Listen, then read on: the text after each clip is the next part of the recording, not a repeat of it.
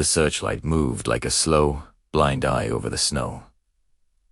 Stalak Nobeno, Se, Bad Susa, Hermani, December 1944.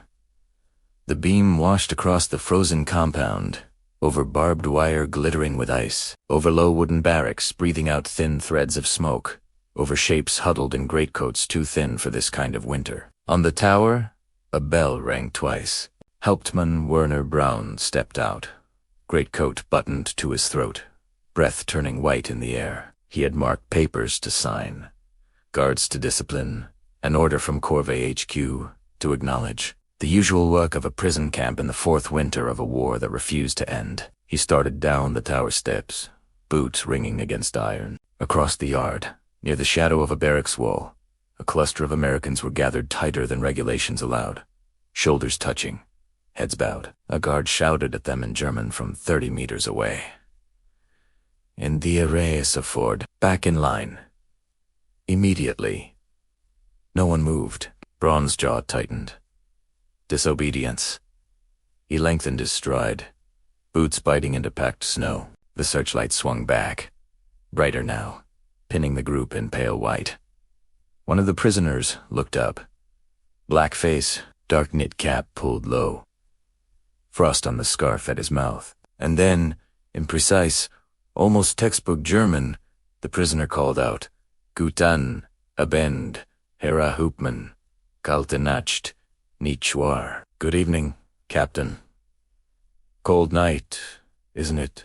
Braun stopped halfway down the stairs as if someone had kicked the step out from under him. A black American soldier, in tattered GI wool, speaking better German than half his guards. For a heartbeat, his brain refused the scene. Braun felt something he could not say aloud.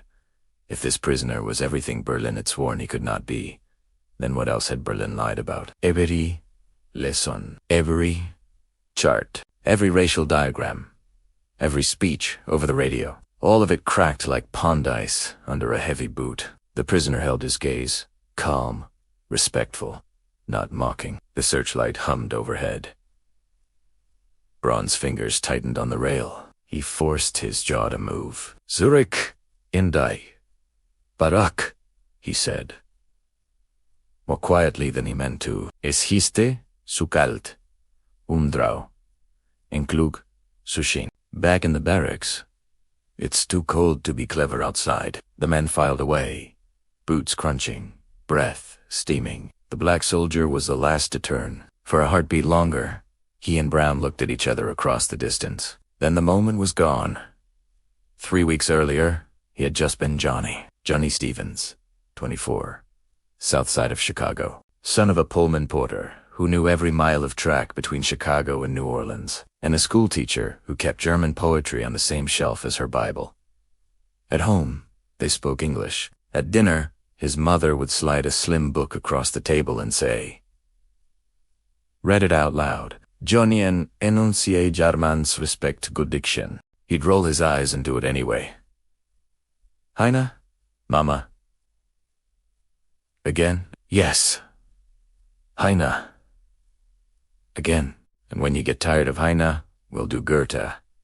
You don't have to love it, you just have to know it. So he learned it.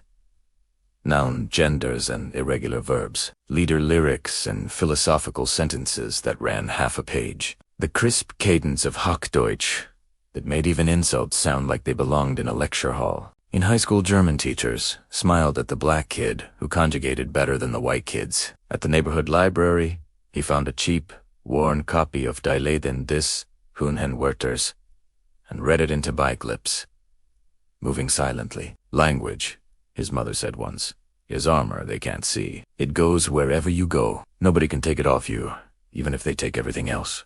He thought she was being dramatic. Then the war came. Draft notice in 1943.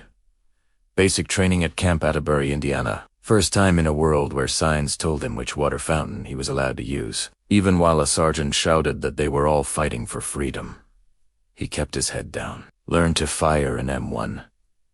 Learned the weight of a full rucksack. Learned, very quickly, that in the segregated American army, black soldiers got the worst jobs and the least respect. When he mentioned he spoke German, A white lieutenant laughed. Sure you do. Stevens, say Hitler is a son of a bitch for me. Johnny said it in flawless German. The lieutenant blinked. 10 through hood. Cute. You'll be loading ammo anyway. October 1944. They shipped out. The Atlantic crossing. The gray. Say us. The seasickness. The cold. England's fog. Then Belgium's quiet forests, where the war seemed far away. It's not so bad, Corporal Leon Washington from Pittsburgh said one evening, blowing into his gloves. Cold, but quiet. Johnny nodded, feeling the weight of his helmet, the ache in his shoulders, the distant thump of artillery like a heartbeat on the horizon. Johnny didn't fear dying as much as he feared dying misunderstood, killed by Germans for the uniform he wore, or ignored by Americans for the skin he lived in. Then December 16th happened. The Ardennes woke up in fire. Artillery barrages that turned the sky white. Shells walking across the snow like giant, invisible boots. Trees split in half. Men running in every direction.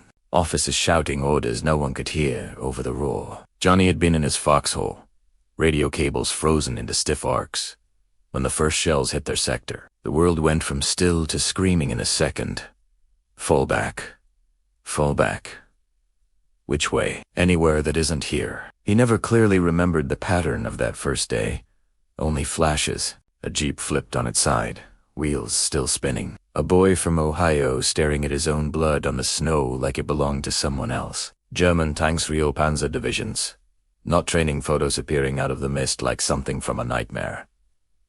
The 106th Infantry Division had been green, fresh from the States. No one had expected the Germans to attack here, in winter, through the woods. The Germans did. Lines bent, then snapped. Units were surrounded like fish in a net. By nightfall, Johnny's company wasn't a company anymore. It was whoever hadn't been killed, blown apart, or cut off. He spent 2 days in a foxhole that wasn't his, in a piece of forest that had no name in his mind. Snow soaked into his boots. His fingers stopped feeling like fingers. The only warmth came from the breath of the man pressed against him on the other side of the hole. Stevens, the man whispered, once, teeth chattering. You ever think about the fact that we refreezing in a country we couldn't find on a map 2 years ago? Johnny's answer hung in the frozen air. If I make it home, I'm never complaining about Chicago winters again. On the third day, the Germans found them. The sky had cleared. The snow glittered. Boots crunched closer. A voice shouted in German. Eiche, ende och, waffing weg. Eiche, ende och. Hands up, weapons down. Hands up. The man next to him murmured. What's he saying? Johnny almost answered in German by reflex. He didn't. He slowly raised his rifle over the edge of the foxhole, laid it on the snow, and stood with his hands up like everyone else. Helmets gone, weapons gone, hands on their heads. The Germans moved around them, young men with rifles, scarves, and the same tired eyes Johnny had seen in his own reflection. One of them pointed at Johnny and Leon Washington, another. Black soldiers swept into the same netan, smirked. Roosevelt's Afrika Korps, he said to his friend in German. Log Hans, they brought their colonial troops. Johnny pretended not to understand. Leon leaned closer. You speak any German at all? Whispered. Johnny's breath clouded in the air. Some, he whispered back. Enough to get in trouble. They walked for hours. Villages appeared and disappeared beneath their boots. Old women watched from doorways, arms folded over aprons. A boy of maybe 10 gave them the finger. A man with an empty sleeve spat in the snow as they passed. Black and white Americans marched together, but not together. The pattern from the States followed them across the ocean like a shadow. White soldiers in the center, closest to the guards in case an opportunity appeared. Black soldiers near the sides, near the ditches near T-cold. By the second night, the column smelled like sweat, fear, and frozen mud. On the third day, they reached the railhead. The boxcars were already open, 40 in each. A German sergeant shouted, "Move." 40 turned into 45. By the time they shoved the last man inside, the door slammed with a heavy iron finality that vibrated through the planks. Darkness. The smell of old straw and old fear.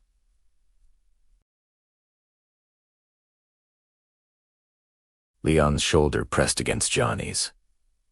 "How long do you think they'll keep us in here?" "Leon, moderate." Johnny listened to the German voices outside. Orders. Timetable grumbling. A joke about how long it took to move this many Yankees across the Reich. "Days," Johnny said. "At least."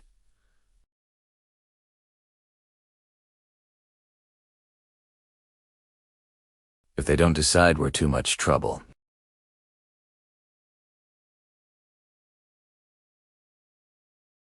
At the far end of the car, a fist pounded on wood. "Easy," Johnny shouted. "You break your hand, they're not gonna fix it."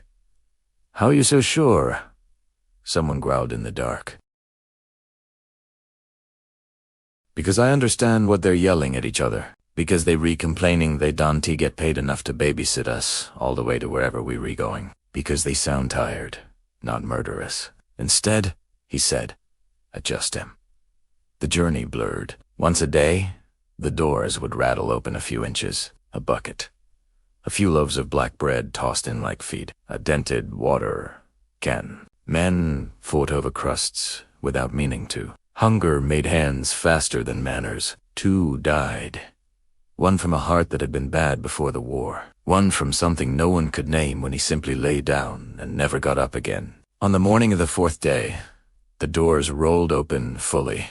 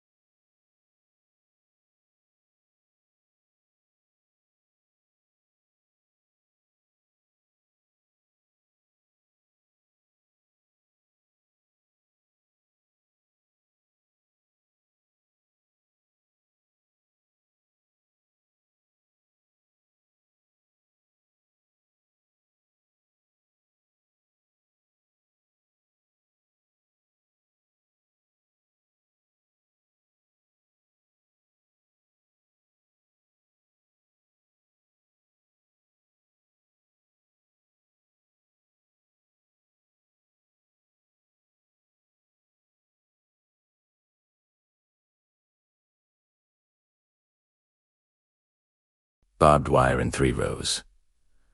Guard towers at the corners, rows of low wooden barracks stretching across a muddy, frozen yard.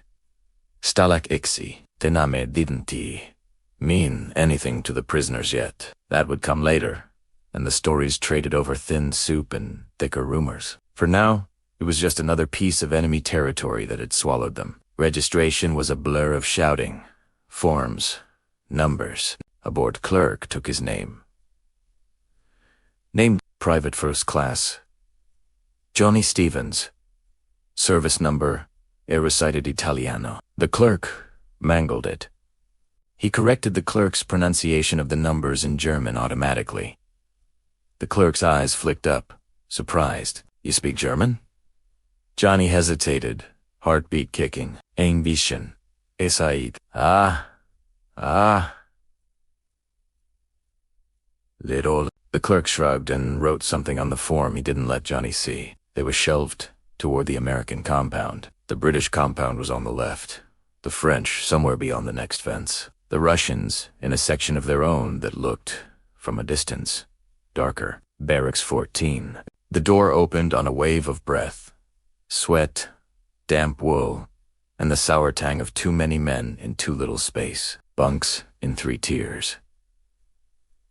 A cast-iron stove in the center. Most of the heat died before it reached the walls. "Upper near the stove are taken," someone said. "You new guys pick whatever's left." Johnny scanned the room. The choice had already been made without needing words. Most of the bunks nearest the stove were held by white faces. Familiar accents: Texas, Ohio, New York.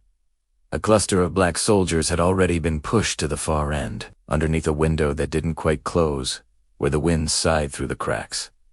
Johnny caught Leon's eye. Bad Souza. Same old America, Leon muttered. Just colder. They took empty bunks near the draft. Night settled early outside. Inside, the barracks hummed with the low murmur of exhausted men trying to talk themselves out of despair. "Hey, Chicago!" a voice called from a nearby bunk. Johnny looked up. White soldier, freckles, thin as a rail. What was it like? The bulge? You see tanks? Johnny thought of the forest, the shells, the bodies in the snow. Yeah, he said. I saw tanks. Did you shoot any? He lied without meaning to. I tried. Lights out.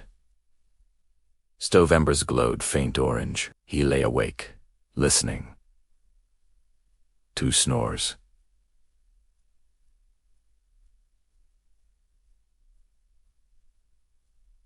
Two shivers, to someone crying quietly into his blanket. To German outside the wall. The new ones look bad. Americans always look better than they are. You feed them, and they stand up. We're the ones not getting fed anymore. At least there'll be someone else's problem when the Russians come. Johnny translated automatically, line by line, in his head. The next weeks pressed themselves into a flat, gray smear. Roll call in the half-dark, soup that was water, remembering cabbage.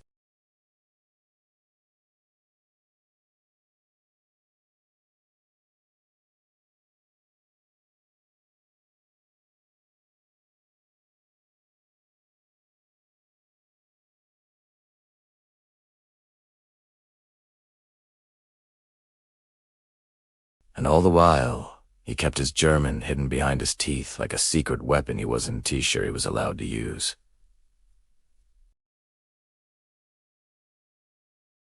It was nothing, really. A routine snow detail after a night of wind that had buried half the yard.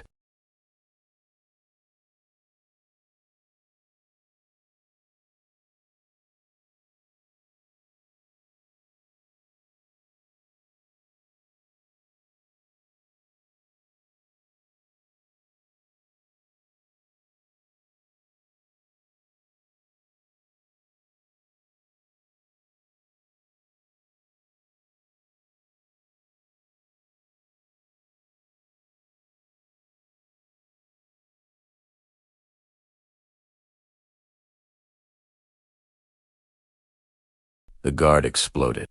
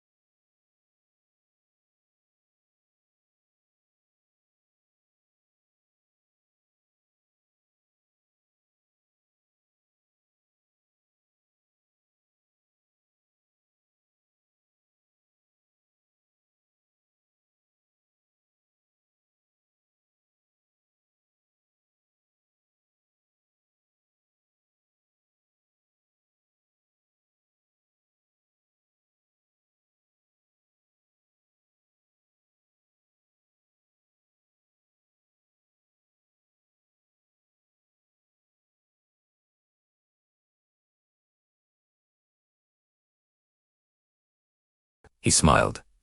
Not warmly, not kindly, just with genuine, surprised amusement.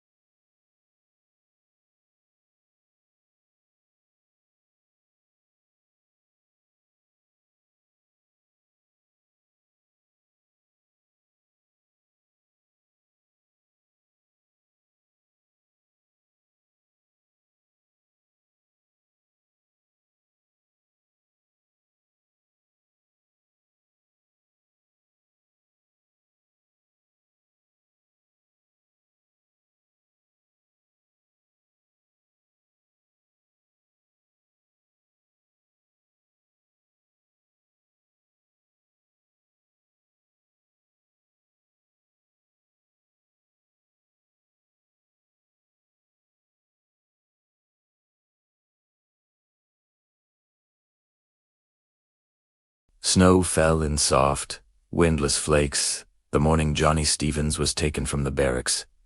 Not for interrogation, not for punishment. For responsibility. The administration building smelled like furniture polish and cold tobacco. A Red Cross inspector stood across from Hauptmann Braun, asking measured questions in accented English. The German clerk translating fumbled over half the sentences. Something tense and invisible sat in the room like fog. Braun gestured. "Stevens, translate."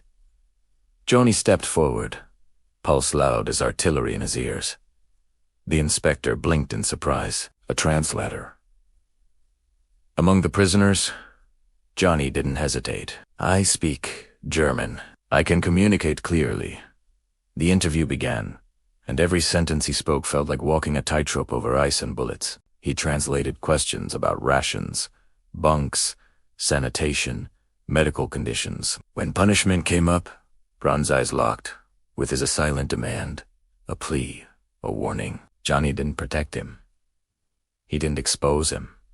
He told the truth. There is hunger, there is cold, and there is fear. But there are no systematic killings here. Not from the guards we've seen. The inspector scribbled. Nodded. Satisfied, Braun stared at Johnny like someone had cracked open his worldview with a chisel. A Black American soldier had just represented the camp more honestly than the Germans guarding it. After the inspector left, Braun spoke quietly, not like a commander, but like a man hit with something he didn't have the language to name. "I was told your people hated us, would lie to destroy us." Johnny matched his gaze. "I was told you'd kill me the moment I became useful. It wasn't an agreement. It wasn't forgiveness." It was the first time either man spoke without a flag behind their voice. When Johnny walked back to the barracks, the reaction was immediate. Some white soldiers stared at him like he had become radioactive, too close to the enemy, too fluent in the wrong language. Others looked at him like maybe, just maybe, he had cracked open the possibility of survival. Leon Washington leaned over during roll call. "You just broke their propaganda," he whispered. "Both sides of it." Johnny didn't respond, because for every man who looked at him with respect, two stared like he had just become the most dangerous man in the compound. That night, a voice hissed across the bunks. "Whose side you on? Stephen Cyrus? Or theirs?" Johnny swallowed, unsweated. "Whichever side keeps us alive." The next week shattered whatever certainty remained. Into mescal watery soup, steam rising like ghosts from metal bowls. Washington collapsed. The bowl shattered, soup spreading like a wound across the floor. Panic ripped through the room. Guards shouted in German, prisoners in English, everyone in fear. Washington's body convulsed. His eyes rolled back. Johnny pushed through the chaos and dropped to his knees. "Leon, stay with me. Stay awake. Stay with me." He checked pulse, airway, breathing, the way he'd seen U.S. medics do. "He's going into shock. I need water. Cloth. Now." Nobody mobed, fear froze them. Johnny switched languages like a weapon wasser. "Gets water now." His dying guard blinked, stunned, then sprinted for a canteen. Johnny held Washington steady, adjusting his breathing position, keeping him conscious, whispering instructions like a mantra. By the time a medic reached them, the crisis had passed its peak. Washington's breathing ragged, but there. The German medic looked at Johnny. "You did the first steps correctly. Where did you learn that?" Johnny wiped frost from his face. "My country trained me to fight. Turns out it was enough to save." The medic nodded once. Enemy or not, that was well done. It was the kind of sentence wars were not built to survive. That night the barracks stayed silent. The loudest sound was the wind clawing at the walls. Washington slept. Johnny sat like a shadow at the foot of his bunk. A white soldier approached the same man who'd accused him of betrayal. "You saved him," he said. "You could have let him die." Johnny didn't look up. "I don't get to choose who deserves saving. I just choose to save when I can." The man swallowed. "I judged you wrong." Johnny finally looked up. "Every country lied to somebody. Germans lied about us. America lied about equality. We're all fighting ghosts someone else drew in our heads. Does speaking their language make you less American? The man whispered. Johnny exhaled. It makes me more dangerous. 2 nights later, a guard came for him, not with threats, but "Need Hauptmann Brown requests you," he muttered. Important. Johnny followed into the command office. Maps were scattered across a desk, red arrows, collapsing fronts, Russian lines closing like jaws. Braun's voice held something new. Fear. If the SS arrives first, they will execute the prisoners. I need someone who can speak for what happened here, someone your officers will believe. Johnny froze. You want me to testify for a man holding me at gunpoint? I hold the gun, Brown said. So the SS does not. Something twisted inside Johnny, not trust, not mercy, but the terrifying knowledge that responsibility had just chosen him. Hey. Nodded. I will tell the truth. Not sympathy, not loyalty. Truth. Braun closed his eyes, like the words hurt. That is more than I deserve. Later, in the dark, Johnny stared at the ceiling. Frost sparkled like constellations. If I live, he thought, I will teach. I will stand in front of classrooms full of kids who look like me and tell them the language meant to imprison me saved me instead. It didn't feel like a dream. It felt like homework from God. Outside, searchlights swept the yard. Each pass was a countdown. Each arc, a warning. Each hum of the generators a reminder survival wasn't the victory. Survival was the assignment. What came after that would be the answer. The rumble of artillery in the far distance sounded like a storm crawling across the edge of the world. By March 1945, the war was collapsing like a building losing its beams one by one. Stalag 9C was no longer a prisonette, was a waiting room between 2 advancing armies. The Americans to the west, the Soviets to the east, and in the middle, thousands of prisoners who did not know who would reach them first, or what that would mean. Johnny Stevens woke before roll call. He didn't know what stirred him, the cold, the hunger, or the sound of distant tank engines like restless thunder. He sat up, rubbing warmth into his arms, watching the barracks around him breathe in broken sleep. Washington was better still, weak, but alive. He slept with one arm over his eyes like he was blocking out memories. Johnny watched him for a moment, relief tightening in his throat. Saving him hadn't felt like heroism. It had felt like obligation, like a promise to whatever force still kept them breathing. A knock came at the door, not a fist. Knuckles. Soft. Hesitant. A young guard stepped inside Brody 20, uniform oversized, rifle slung without confidence. Stevens, he said quietly. Come. Now. Johnny followed him into the cold. They crossed the courtyard. The tower lights swept the snow white. Black, white, black like the world. Couldn't decide what it was anymore. In the administration building, Hauptmann Brown stood at a table covered in maps and reports. Red arrows pushed in from the east. Blue pencil marked the west. It looked less like strategy and more like the outline of a throat being closed. Brown didn't look up at first. He finished a note, exhaled, then met Johnny's eyes. The SS is moving toward captured camps, he said. His voice wasn't hard or commanding, it was tired. Human. They believe no prisoners should be left alive. Johnny's jaw locked. So what happens here? That depends, Brown said, on who gets here first and what they believe. He looked at Johnny like the world itself depended on this next sentence. If I surrender the camp peacefully, will you speak? Will you tell the Americans how we treated you? Johnny hesitated. The room held the pause, like a held breath. I'll tell the truth, he said. Nothing more, nothing less. Something in Brown cracked, not broken, not healed, just cracked. A fault line where ideology used to live. You think truth will save me? No, Johnny said, but it won't kill you.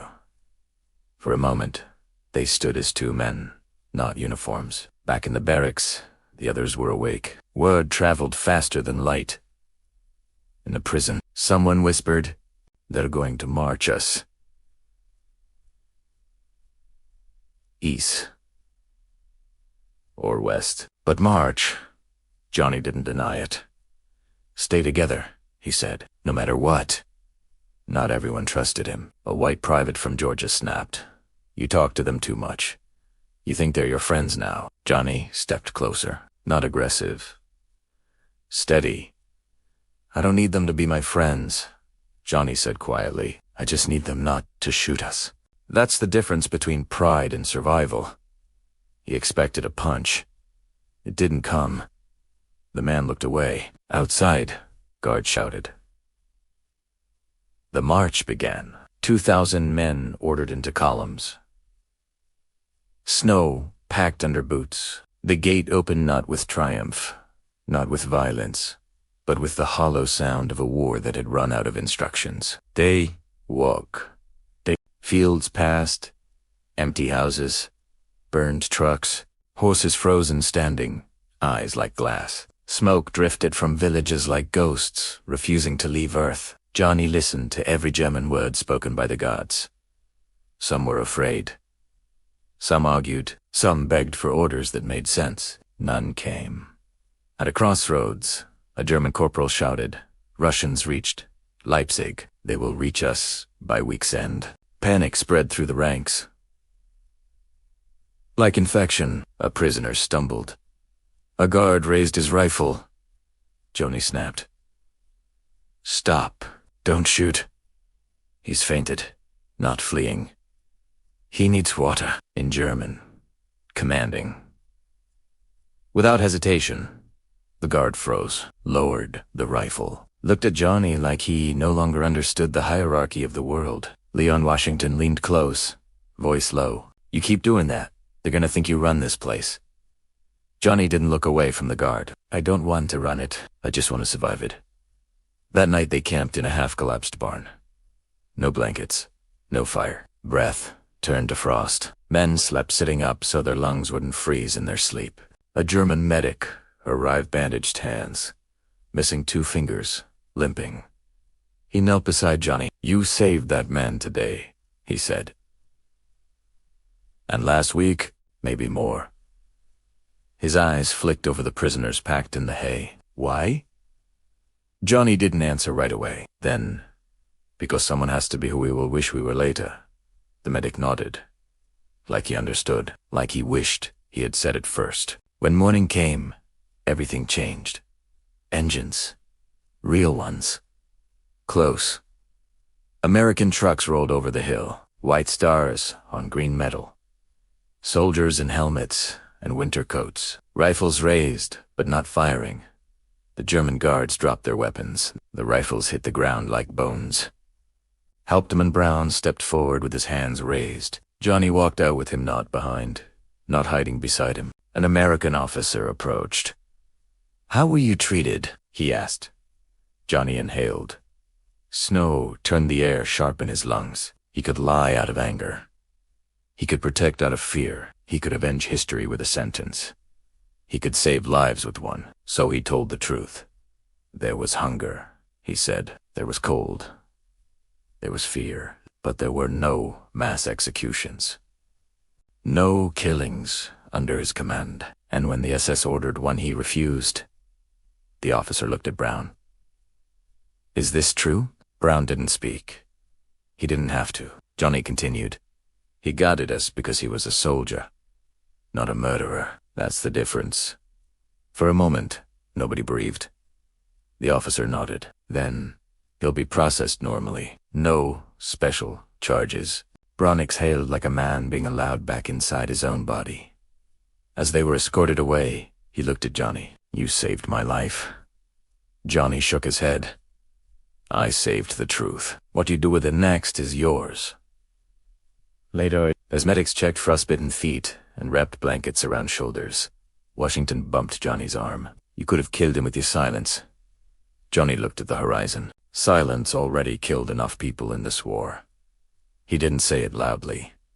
He didn't have to. The world had changed volume around him.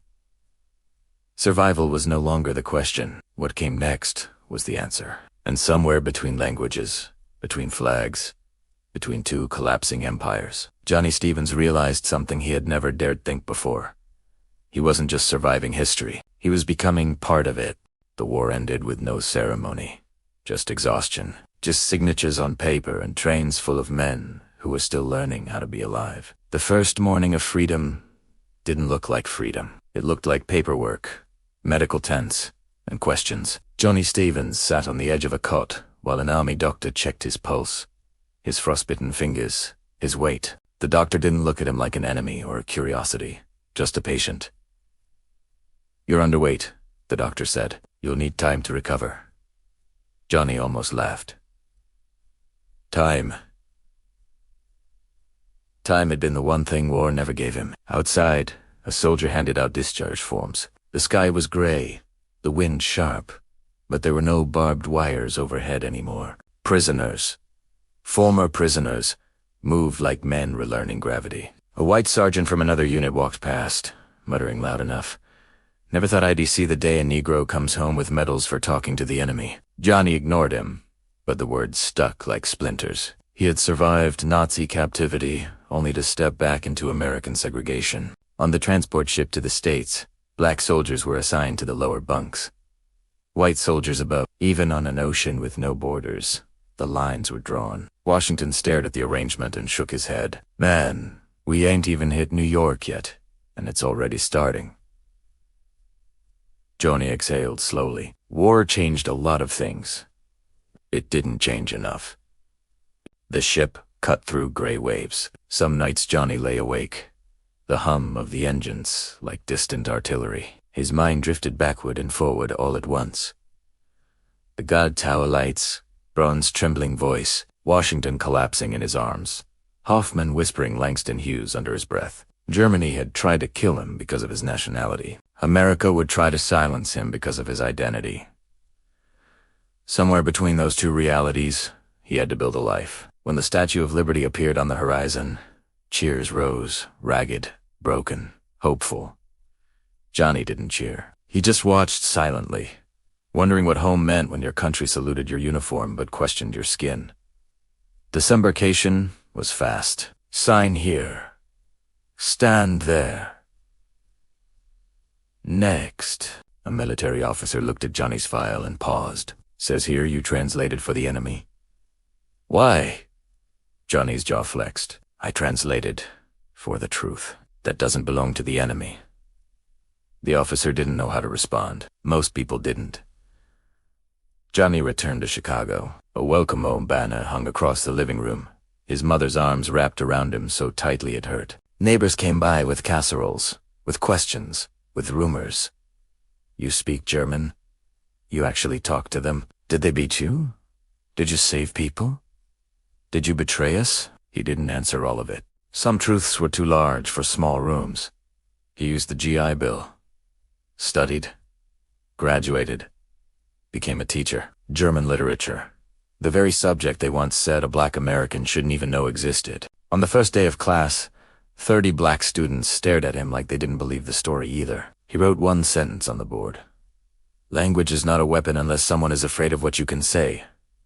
The room went silent. He taught not just grammar and vocabulary, but how to dismantle lies, how to recognize propaganda, how not to let other people define your worth. He showed them the poems Hoffman once smuggled to the guard tower. He showed them the contradiction of a nation fighting fascism abroad while practicing segregation at home. He didn't tell them everything. Some scars were meant to stay under the sleeve. But one story he always told. "A guard once asked me whose side I was on. I said, the side that keeps people alive." Years passed. Letters went out across seas. Some came back. One arrived from Germany. Shaky handwriting. Foreign postage. It was from Klaus Hoffman.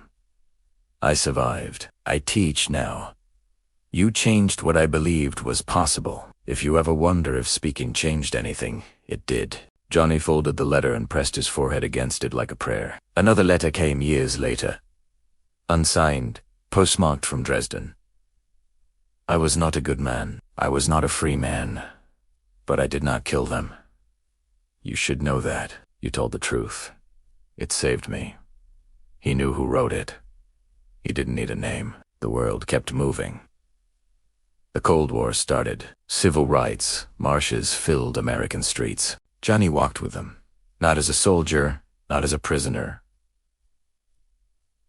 but as a witness. When police demanded answers, when mobs screamed slurs, when someone spat at his feet and shouted, "Go back to where you came from," he answered softly, "I already did. I came back here on purpose." One winter morning, decades after the camp, he visited a museum exhibit on posts, display cases, photographs, translations of reports. Behind glass, a faded document with his name on it, a red cross, inspection transcript. A sentence he had spoken hung on the wall. There was hunger. There was cold. There was fear. But there was also humanity. And that is what survived. A young student beside him whispered, "You were there." Johnny didn't look away from the glass. "Yes," he said, "and I made sure someone walked out with the truth." The student frowned. With the truth? Why not victory? Johnny's eyes softened. Victory fades. Truth echoes. He left the museum quietly. Coat collar turned against the wind. Snow fell soft. Windless flakes, just like the morning they first called him to translate. But this time the snow didn't feel like captivity. It felt like closure. It felt like breath. It felt like a man who survived both the enemy abroad and the enemy at home, and refused to let either one take his humanity. He walked away not as a POW, not as a soldier, not as a translator, but as a man who had learned the hardest lesson war could teach. Survival isn't the victory. What you do after is.